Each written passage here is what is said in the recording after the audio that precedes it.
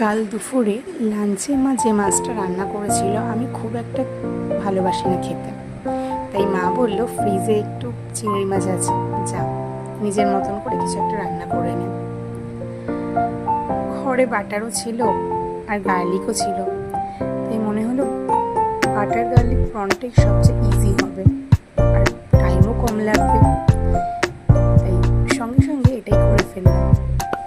নিজের স্টাইলে খুব ইজিভাবেই এটা করলাম। অল্প একটু চিংড়ি মাছ ছিল, খেতে তো বেশ ভালোই লেগেছে আমার।